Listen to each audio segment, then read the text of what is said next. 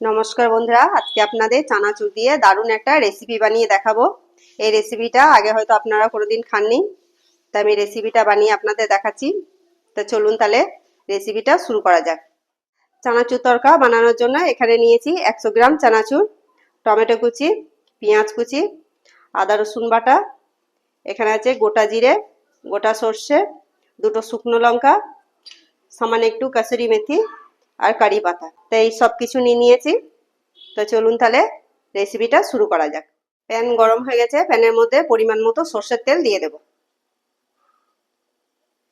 তেল গরম হয়ে গেছে, তেলের মধ্যে দিয়ে দেবো সামান্য একটু গোটা জিরে, গোটা সর্ষে, দুটো ফাটিয়ে রাখা শুকনো লঙ্কা, সামান্য একটু কারি পাতা,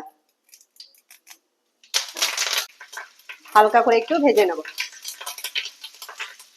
হালকা করে ভেজে নিয়েছি, এবার এর মধ্যে দিয়ে দেবো পেঁয়াজ কুচি। পেঁয়াজটা হালকা করে একটু ভেজে নেব। পেঁয়াজটা হালকা করে একটু ভেজে নিয়েছি, এবার দেবো আদা রসুন বাটা। আদা রসুন বাটা দিয়ে ভালো করে কষিয়ে নেব। আদা রসুন বাটা দিয়ে ভালো করে কষিয়ে নিয়েছি, এবার দিয়ে দেবো টমেটোর কুচি। টমেটোর কুচি দিয়ে ভালো করে একটু কষিয়ে নেব। টমেটোর কুচি দিয়ে ভালো করে কষিয়ে নিয়েছি, এবার পরিমাণ মতো নুন দিয়ে দেবো। সামান্য একটু হলুদ গুঁড়ো, সামান্য একটু লঙ্কা গুঁড়ো।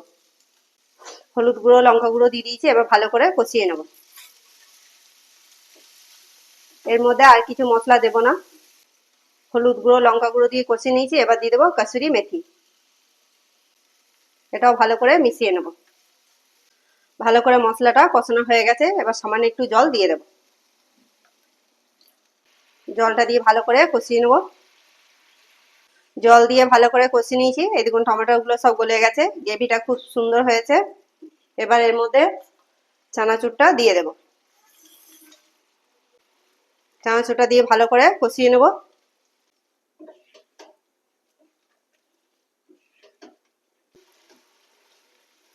এই দেখুন বন্ধুরা, চানাচুর ভালো করে মশলার সঙ্গে কষিয়ে নিয়েছি। তা তরকারি রেডি হয়ে গেছে, এবার নামিয়ে নেব। একটা প্লেটের মধ্যে ঢেলে নেব।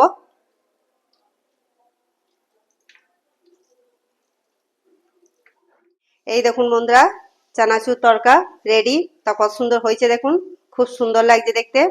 রুটি পরোটা সবার সঙ্গে খুব ভালো লাগে খেতে। তা আপনারা হয়তো এরকম কোনোদিন বানিয়ে খাননি, তাই এইভাবে একবার বানিয়ে খেয়ে দেখুন, খুব সুন্দর হয় খেতে।